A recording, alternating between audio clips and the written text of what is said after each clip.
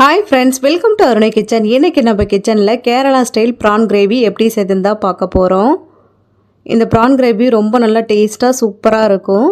இதுக்கு 1 kilo PRAN எடுத்து நல்லா சுத்தமாக க்ளீன் பண்ணி வச்சுருக்கேன். அதுக்கு உள்ளார இந்த குடல் இருக்கும். கத்தி வச்சு க்ளீன் பண்ணிங்கன்னா ஈஸியாக கட் பண்ண வரும். அந்த குடல்லாம் எடுத்துகிட்டு நீட்டாக க்ளீன் பண்ணி வச்சுருக்கேன். வானலில் 4 ஸ்பூன் தேங்காய் எண்ணெய் சேர்த்துக்கிறேன். தேங்காய் எண்ணெய் சேர்த்தா தான் இந்த கிரேவி நல்லா டேஸ்ட்டாக இருக்கும். அதே சமயம் வாசனையாக இருக்கும். எண்ணெய் நல்லா காயட்டும். ஒரு 3 பச்சை மிளகா கட் பண்ணி எடுத்திருக்கேன். அது கூட ஒரு கொத்து கருவேப்பிலை, 4 பெரிய வெங்காயம் நீல வாக்கில் கட் பண்ணி எடுத்திருக்கேன். எண்ணெய் நல்லா இப்போ காஞ்சிருச்சு. இதில் 1 ஸ்பூன் சோம்பு சேர்த்துக்கலாம். சோம்பு சேர்த்துட்டு சோம்பு நல்லா பொரியட்டும்.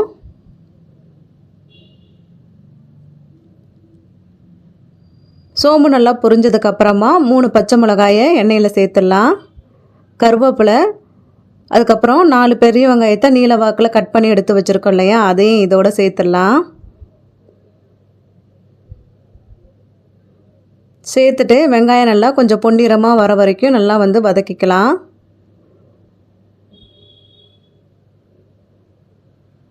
அடுப்பு மீடியம் ஹீட்டில் வச்சு நல்லா வதக்கிக்கோங்க.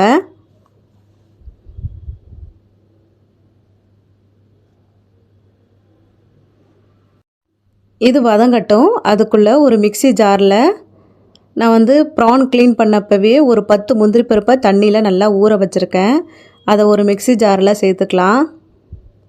ஊற வச்சுட்டு அரைச்சோம்னா சீக்கிரமாக நல்லா அரைப்படும். அதுக்காக நல்லா ஒரு அரை மணி நேரத்துக்கு முன்னாடியே 10 முந்திரி பருப்பை தண்ணியில் போட்டு ஊற வச்சுக்கோங்க.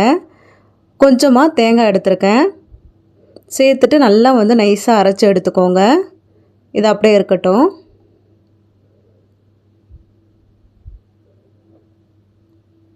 வெங்காயம் நல்லா வதங்கி வந்திருக்கு பாருங்கள்.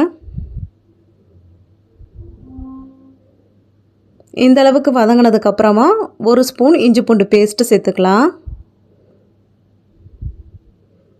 இஞ்சி பூண்டு பேஸ்ட்டு சேர்த்துட்டு அதோட பச்சை வாசனை போகிற அளவுக்கு நல்லா வதக்கிக்கலாம்.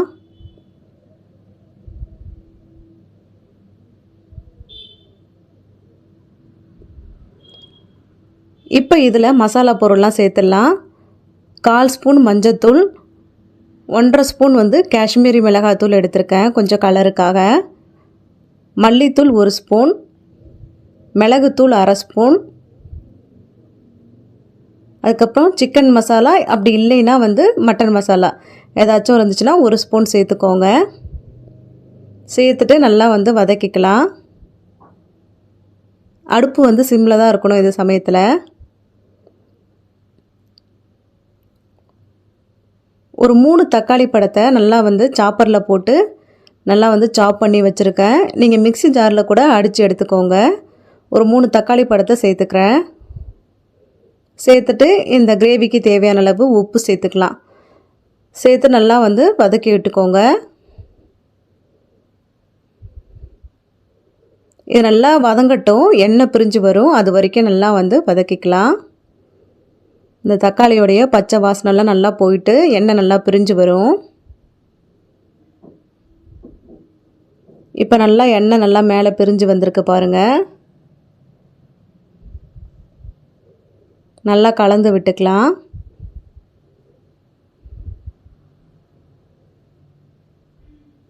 கலந்து விட்டுட்டு க்ளீன் பண்ணி வச்சுருக்கிற ப்ரான்லாம் சேர்த்துடலாம்.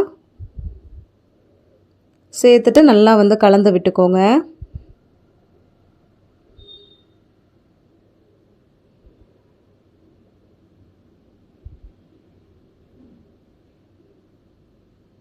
இப்போ இது கூடவே முந்திரி பருப்பு, இந்த தேங்காய் அரைச்சி வச்சுருந்தோம் இல்லையா, அதை சேர்த்துடலாம். சேர்த்துட்டு கொஞ்சமாக தண்ணி சேர்த்து நல்லா கலந்து விட்டுக்கலாம். உங்களுக்கு கிரேவி கொஞ்சம் தண்ணியாக வேணும்னா இன்னும் கொஞ்சமாக தண்ணி சேர்த்துக்கலாம். ஒரு 1/4 டம்ளர்.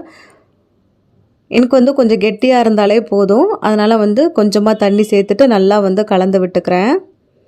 ஏன்னா ப்ரான்லாம் வெந்ததுக்கப்புறமா அதிலேருந்து கொஞ்சம் தண்ணி விடும். அதனால் இதுவே கரெக்டாக இருக்கும்.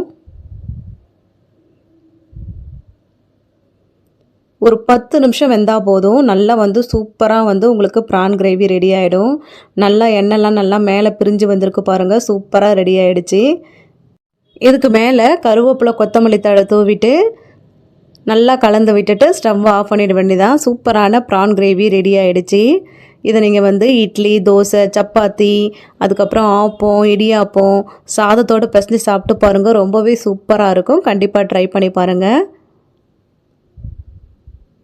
ரொம்ப சிம்பிளாக, அதே சமயம் ரொம்ப நல்லா டேஸ்ட்டாக இருக்கும்.